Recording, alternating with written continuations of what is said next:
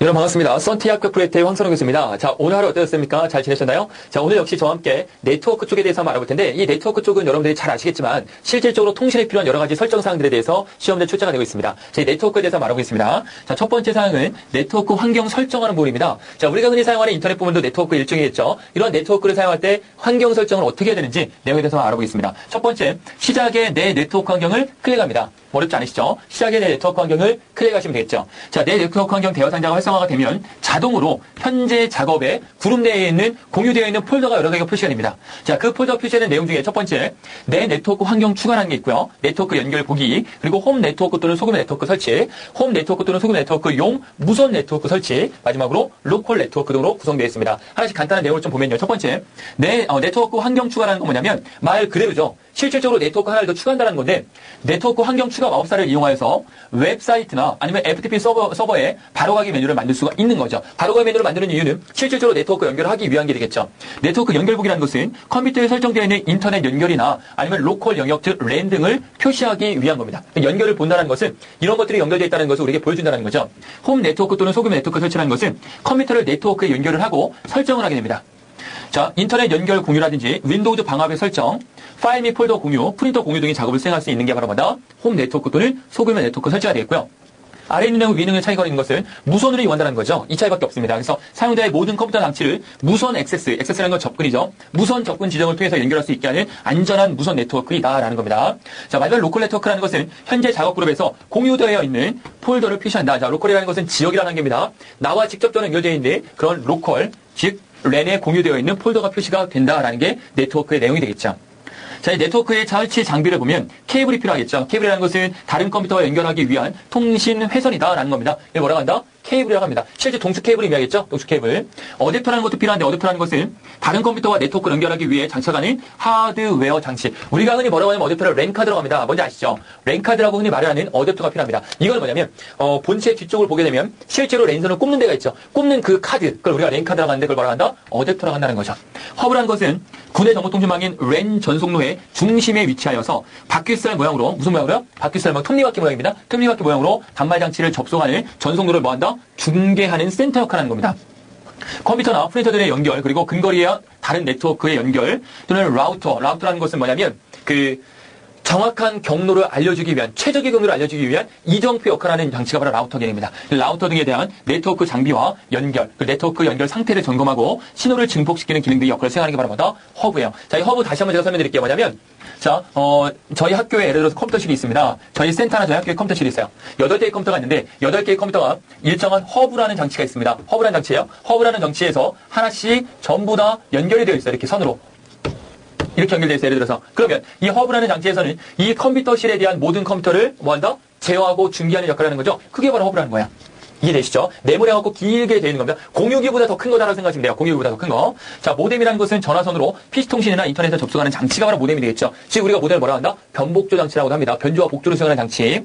DSL 신호를 아날로그로 변조할 수 있고요. 반대로 아날로그 신호를 디지털 신호로 뭐 할 수 있다? 복조할 수 있다. 그래서 우리가 흔히 변복조 장치라고 합니다. 자, 네트워크 설정을 수정할 수가 있는데 시작에 제어판에 네트워크 연결을 더블 클릭한 후에 로컬 영역을 선택을 해서 네트워크 연결을 수정할 수가 있습니다. 새 연결 마법사, 홈 네트워크 또는 소금 네트워크, 윈도우즈 방화벽 설정, 이 네트워크 장치 사용 안함, 연결 복구, 연결 이름 바꾸기, 연결 상태 보기, 연결 설정 변경 등을 우리가 확인할 수가 있는 게 네트워크 설정을 수정할 수가 있습니다. 간단히 보시면 새 연결 마법사라는 것은 인터넷이나 다른 사람 또는 회사 네트워크 연결할 수 있도록 도와주는 새 연결 마법사 시작이 바로 뭐다? 새 연결 마법사가 되겠죠. 또한 홈 네트워크 또는 소규모 네트워크 설정이라는 것은 파일 및 프린터 및 인터넷 연결을 공유할 수 있도록 네트워크를 설정하거나 수정하는 것을 도와주는 네트워크 설정 마법사를 시작하는 게 바로 뭐다? 역시 홈 네트워크 또는 소규모 네트워크 설정입니다. 윈도우즈 방화벽 설정 변경이라는 것은 윈도우즈에서 실제로 방화벽을 사용할지 말지 여부, 사용 여부와 그리고 방화벽에 관한 여러 가지 설정 사항을 지정하는 거다. 방화벽이라는 건 뭐냐면 권한이 없는 사용자들이 접근을 막는 게 바로 방화벽이 되겠죠. 이 네트워크 장치 사용 안함이라는 것은 선택한 네트워크 장치를 사용할 수 없게 설정하는 게 이 네트워크 설치 사용 안함이 되겠죠. 내가 네트워크를 연결했는데 이거 사용 안 할 거예요. 그럼 설정을 안 하면 설정하면 되겠죠. 연결 복구라는 것은 네트워크에 연결할 수 없게 하는 문제를 해결하기 위한 게 네트워크 복구가 되겠죠. 네트워크 이름 바꾸라는 것은 선택의 연결에 따른 네트워크의 이름을 변경하는 거고요. 이 연결 상태 보기라는 것은 이 연결에 대한 연결 상태, 기간, 속도, 작동 및 기타 상태를 확인할 수 있는 겁니다. 끝으로 이 연결 설정 변경이라는 것은 어댑터나 프로토콜 또는 모뎀 구성 설정 등이 연결에 대한 설정을 보거나 변경할 수 있는 역할을 수행하는 그런 역할을 수행하는 게 바로 뭐다? 네트워크 설정 수정을 할 수 있는 겁니다. 설정을 변경할 수 있다는 거죠. 네트워크 속성을 보면 시작에 제어판에 네트워크 연결을 더블 클릭합니다. 또는 클릭해도 되겠죠. 클릭을 하고 로컬 영역을 선택한 후에 마우스 오른쪽 버튼을 클릭한 후에 바로가기 메뉴에서 속성을 선택해도 역시 네트워크 속성을 설정할 수 있다는 거죠. 속성이라는 그래서 등록 정보로 생각하시면 돼요. 등록 정보. 즉 네트워크에 관한 여러 가지 등록 정보 있죠. 등록 정보를 볼 수 있는 곳이다 라고 생각하시면 되겠습니다. 네트워크 연결에 사용할 장치인 랜카드를 표시해 주고요. 속성에서요. 네트워크 연결의 기타 항목을 설치, 제거하거나 속성 등을 변경할 수 있는 역할을 수행합니다. 또는 설치를 클릭하여 네트워크 구성 요소를 추가할 수 있고 제거를 클릭하여서 설치된 항목을 삭제할 수도 있습니다. 그러면 다음 시험 문제 이런 게 나옵니다. 다음 시험 문제에 네트워크 구성 요소에 해당하지 않은 것을 냈을 때 요 세 가지 위에 하나를 선택하시면 돼요. 네트워크를 구성하는 요소는 뭐가 있냐면 첫 번째 클라이언트, 서비스, 프로토콜 요 세 가지가 있습니다. 그중에 클라이언트라는 것은 또는 서비스라는 것은 프로토콜이라는 것은 뭐다라고까지 알아두시면 되겠지만 기본적으로 알아두실 세 가지 종류 먼저 알아두세요. 첫 번째 나와 있는 클라이언트라는 것은 다른 네트워크 컴퓨터에 있는 공유 파일과 프린트를 사용할 수 있도록 해주는 뭐다? 소프트웨어를 클라이언트라고 합니다. 이해되시겠죠? 서비스라는 것은 네트워크에 접속되어 있는 다른 컴퓨터가 사용자의 컴퓨터에 있는 자원을 사용할 수 있도록 해주는 소프트웨어를 우리가 서비스에서 할 수 있는 겁니다. 네트워크의 다른 컴퓨터가 자신의 컴퓨터에 있는 파일과 프린터를 사용할 수 있도록 해주는 파일 및 프린터 공유 서비스 설치되어야 하는 게 바로 여기 있는 서비스 역할에서 하는 거고요. 프로토콜이라는 것은 어떠한 법이 되겠죠. 지켜야 할 규칙, 규약이 되겠습니다. 그래서 프로토콜은 네트워크에 연결된 컴퓨터와 통신하기 위한 통신 규칙을 의미합니다. 통신 규칙 이해되시죠? 지켜야 할 규약이 되겠죠. 동일한 네트워크에 접속되어 있는 컴퓨터는 같은 프로토콜을 사용해야지만 사용할 수가 있습니다. 즉 이건 무슨 말이냐면 우리나라에 살고 있는 사람은 외국인이라도 우리나라 법을 따라야 되겠죠. 그런 내용이 되겠죠. 그 다음에 TCP IP 설정의 인터넷 프로토콜 설정을 보면 자, 인터넷상에서 기본적으로 사용하는 프로토콜이 TCP IP입니다. 프로토콜이란 말 자체는 지켜야 할 통신 규약이라고 생각하시면 되겠고요. 인터넷상에서 그럼 어떠한 통신 규약을 지켜야 되느냐? TCP IP라는 통신 규약을 지켜야 된다는 거죠. TCP IP 설정은 시작에 제어판에 네트워크 연결을 실행을 하고 로컬 영역 연결에 바로가기 메뉴에서 뭘 선택해라? 속성을 선택하시면 돼요. 자, 이러한 TCP IP 설정은 인터넷 연결에 필요한 IP와 그리고 관련된 사항을 설정할 수 있고요. 유도 IP 방식에서는 자동으로 IP 주소 받기 선택을 하고요. 고정 IP에서는 다음 IP 주소 사용을 선택을 해서 IP 주소를 직접 입력을 해줘야 되는 거예요. 그래서 유동으로 받을지 고정으로 받을지 선택할 수 있는 거죠. 게이트웨이 주소, IP 주소, DNS 서버 주소, 서브넷 마스크, 자동 또는 수동으로 반드시 설정되어 있어야 하며 인터넷을 사용할 수가 있습니다. 그러니까 게이트웨이나 IP 주소, DNS 서버 주소, 네트워크 마스크 이런 것들이 반드시 설정되어 있어야지만 뭘 할 수 있다? 인터넷을 사용할 수 있다는 거죠. 이해 가실 겁니다. 그래서 기본적으로 여러분들이 KT나 하나로 통신에 인터넷 설치하면 인터넷 설치 기사하는 분들이 오셔서 이러한 내용들의 설정사항을 자동으로 세팅을 해줍니다. 자, 다음에 TCP/IP의 구성 요소를 보면 첫 번째 IP 주소, TCP/IP로 통신할 때 송신원과 즉 보내는 쪽과 송신선, 보내는 선을 식별하기 위한 주소 체계이다. 이해가시죠? IP 주소는 각각의 컴퓨터마다 부여되어 있는 고유한 주소가 되겠습니다. IP 데이터그램의 머리부에 송신원과 송신선이 들어있는 32비트의 비트열이 존재합니다. 구분하기에 존재하겠죠? 일반적으로 8비트, 즉 1바이트마다 마침표로 구분하여서 구분되어 있습니다. 예를 들어서 130.69.240.4 이와 같이 총 8비트로 구성되어 있는 1바이트짜리가 마침표로 찍어져 있습니다. 1바이트, 1바이트, 1바이트, 1바이트. 총 몇 바이트예요? 32비트, 총 4바이트입니다. 4개의 10진수로 표현할 수 있다. 자, 네트워크 주소와 네트워크 내의 주 컴퓨터, 호스트 주소로 구성되어 있습니다. 이 안에 있는 주소로 구성되어 있고요. 서브넷 마스크라는 것을 네트워크 부분과 호스트 부분으로 구별하기 위한 32비트 주소 체계이다. 다음 중 IP는 몇 비트로 구성되어 있습니까? 했을 때 32비트로 구성되어 있습니다. 더 중요한 내용이 다음 강좌 시간에 제가 상당히 중요하게 말씀드릴 내용이 있어요. IP 버전, 현재는 버전 4를 사용하고 있는데 IP 버전 4는 32비트를 이용하고 있는 겁니다. 그런데 차세대 IP 규격인 IP 버전 6는 128비트를 지정하고 있다는 거죠. 그 내용 굉장히 중요하게 제가 뒷부분을 말씀드리겠습니다. 게이트웨이라는 것은 2개 이상의 다른 종류 또는 같은 종류의 통신망을 상호 접속하여서 통신망 간의 정보를 주고받을 수 있게 하는 기능 또는 단위 연결 장치가 게이트웨이가 되겠고요. DNS 서버 주소라는 것은 DNS, 즉 도메인 네임 시스템, 도메인 네임 서비스 약자입니다. 이러한 도메인 네임 시스템 또는 도메인 네임 서비스 약자인 DNS 네트워크 상에서 도메인 네임을 관리하는 시스템을 우리가 DNS라고 하는 겁니다. 자, 예를 들어서 여러분들이 oa친구라는 닷컴을 찾아갑니다. 예를 들어서 이러한 사이트가 있죠. oa친구닷컴이라는 사이트를 찾아 들어갑니다. 그럴 때 주소창에 oa친구닷컴이라고 치시죠. 그러면 알아서 DNS가 oa친구라는 이 도메인 네임을 가지고 IP 주소로 바꿔줍니다. IP 주소로 바꿔서 실제로 찾아가는 것을 IP 주소를 갖고 찾아가는 거예요. 이 DNS가 뭐 하는 거라고요? 도메인 네임으로 사용자가 입력을 하면 그거를 실제로 찾아가는 IP 주소로 바꿔주는 역할을 수행하는 게 DNS라는 겁니다. 도메인 네임 시스템이 되겠죠. DNS 주소는 문자 형태로 된 도메인 네임을 숫자로 되어 있는 IP 주소로 뭐한다? 변환해주는 서버가 있는 곳에 IP 주소를 지정을 한다라는 겁니다. 자, 이 네트워크 관련 명령어들을 보면 첫 번째 핑이라고 있죠. 핑이라는 것은 지정한 IP 주소 통신 장비의 접속을 확인하는 겁니다. 즉, 어느 IP를 갖고 있는 사람이 접속이 되어 있는지 안 되어 있는지. 여러분, 네이트온 친구가 이제 온 상태인지 오프 상태인지 알 수 있죠. 그런 내용입니다. 핑, 대상이 되는 장비가 가동되고 있는지, 통신망에 연결되어 있는지의 여부를 확인하는 거다라는 거고요. IP 컨피그라는 것은 현재의 TCP/IP 네트워크 구성값을 모두 표시하고 DHCP 및 DNS 설정을 새로 고쳐주는 겁니다. 같이 이해하죠? 새로 고쳐주는 겁니다. IP 컨피그, 즉 IP에 대한 여러 가지 설정사를 바꾼다는 거죠. 매개 변수 값을 사용하면 IP 컨피그는 모든 어댑터의 IP 주소, 서브넷 마스크 및 기본 게이트웨이를 표시를 할 수가 있습니다. 트랜스포트라는 것은 지정된 호스트에 도달되기까지 통과되는 경로의 정보와 각 경로에서의 지연 시간을 추정하여서 무슨 시간이요? 아이들 타임인 지연 시간을 추정하여서 명령어로 인터넷 제어 메시지 프로토콜 ICMP를 사용을 하게 해주는 게 트랙세터입니다.